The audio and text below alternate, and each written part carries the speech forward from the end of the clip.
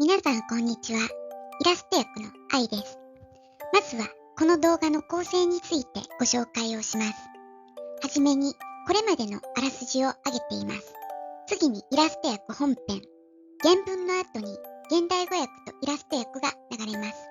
イメージを沸かせながら古文速読の目線を鍛えていきましょう。さらに本日の重要古語、また文法や知識についても解説をしています。では早速行ってみましょう。今回は第4条夕顔の第17話です。桐壺亭の第二巫女として生まれた光源氏でしたが、進化に降格した後、満たされない恋に渇望し、様々な女性と関係を持っています。第4条夕顔の末期は、光源氏17歳の出来事。愛人の六条の宮住所の屋敷に泊まった時、源氏は女房の10条の君にも心惹かれています。では、この後の展開行ってみましょう。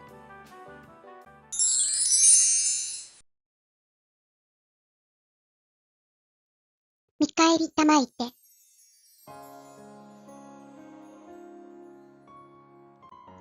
隅の間の高欄にしばし引き据えたまえり。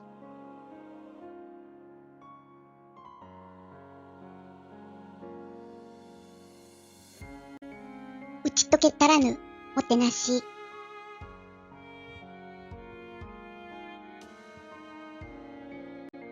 神の下がり場、目覚ましくもと見たもう。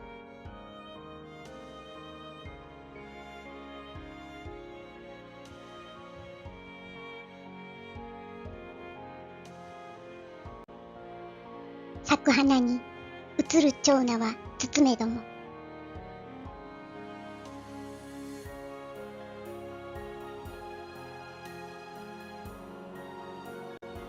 オラで過ぎゆき今朝の朝顔。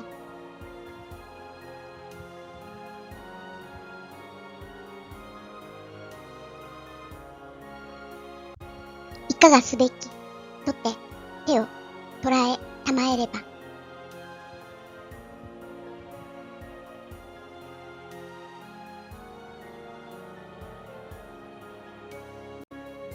いと慣れて解く。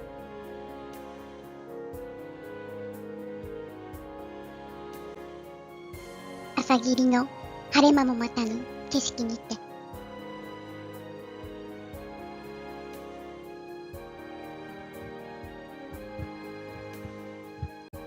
花に心を止めぬとぞ見る。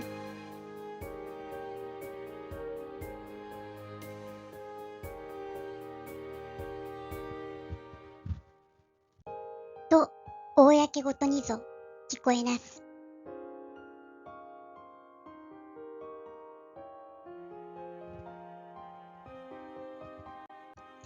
おかしげなる侍わらわの姿このまっしゅうことさらめきたる。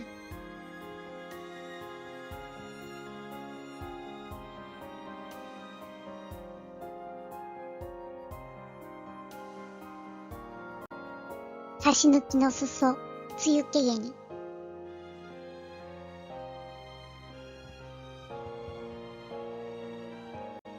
花の中に混じりて朝顔降りて参るほどなど。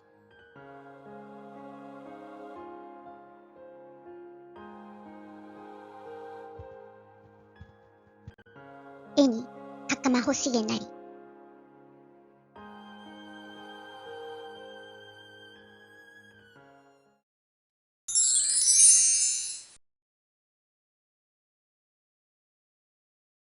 お楽しみいただけましたか？単語や文法は頭に入りましたでしょうか？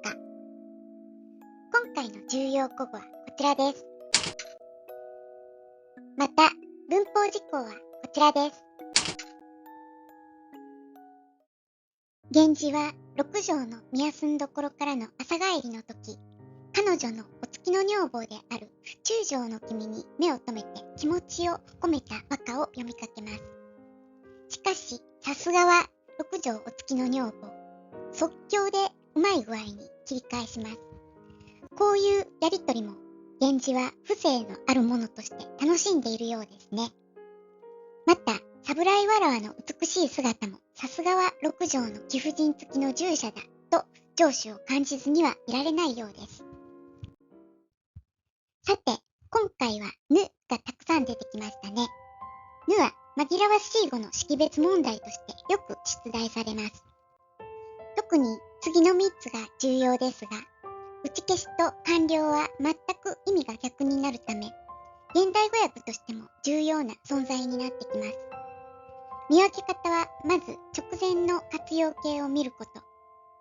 未然形に接続していれば打ち消しの助動詞図の連帯形であり、連用形に接続していれば完了の助動詞ぬの終止形です。ぬ自体の活用形も違うので、下のつながりを見て文末であれば終止形、体言に接続したりかかり結びになったりしていれば連帯形と見分けられます。直前の接続が未然連用と同じ形の上下の活用の場合でも、ぬ自体の活用形を考えれば簡単に識別できます。ですが、慣れていないと難しいので、出てきたものから確認していくようにしましょう。では、今回のぬを識別してみましょう。打ち解けは気を許すという意味の下二段動詞。たらは完了の助動詞ですね。たとえたりの活用を覚えていなくても、活用語尾があになった時点で未然形に間違いないです。したがって、このぬは未然形接続の打ち消しの助動詞ですね。また、ぬの直後を見ると、もてなしという名詞につながっています。名詞、すなわち体言に連なるのは連帯形。したがって、ぬが連帯形になるのは打ち消しの助動詞しかありえません。完了の助動詞ぬの連帯形はぬるですからね。次に、中条の君の変化の中にぬが2つ出てきていましたね。和歌の中のぬの識別はちょっと厄介です。何せ句読点も鍵括弧もないので、文脈と文法だけで文末かどうかを見抜く必要があるからです。まず上の句のぬですが、直前がまたとなっていますね。これ明らかに余談活用の動詞です。何活用かわからなくても、活用語尾があになっている時点で未然形だと判別できます。したがってこのぬは明らかに打ち消しの助動詞です。また直後を見ると、景色という体言に連なっています。もちろん和歌中なので本当に連なっているかは定かではないですが、朝霧の晴れ間もまたない様子でと訳しておかしくないですよね。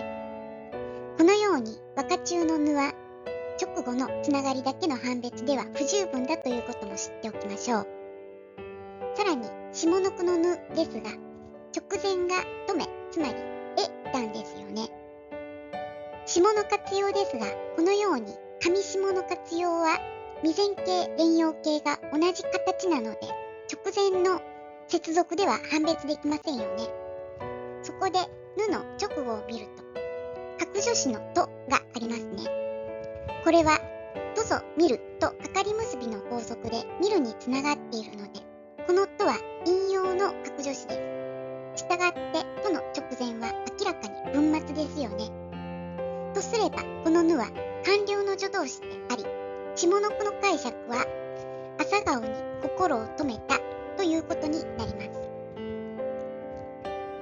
朝顔は源氏の歌ではこの中条の見立てだったので、この私に目を留めたのですねという意味になるわけですが、実はこの後に公ごとに聞こえなす公的なことに作り変えていったとあります。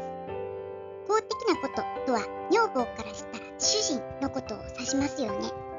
ならばこのぬは打ち消しと捉えて、我が主人に心を止めない様子とお見受けしますと解釈する方が文脈にマッチするでしょう。このように、たとえ文末でかかり結びになっていなくても、連帯形止めという形で余剰を残した文末表現もあります。和歌で出てくるぬの識別は活用形だけで判断する場合、文脈に頼らなければならない側面が大きいので注意が必要です。そしてレベルの高い大学ほどこういう文脈判断に頼る和歌解釈もされるっていうことも知っておきましょう。さあ、今回も第4章夕顔からのイラスト役でした。第1章きりつぼからここまでの再生リストは説明欄のリンクに貼ってあります。よかったら日々の受験勉強のサポートにお使いください。最後までご覧いただきありがとうございました。何かお気づきのことがあればコメント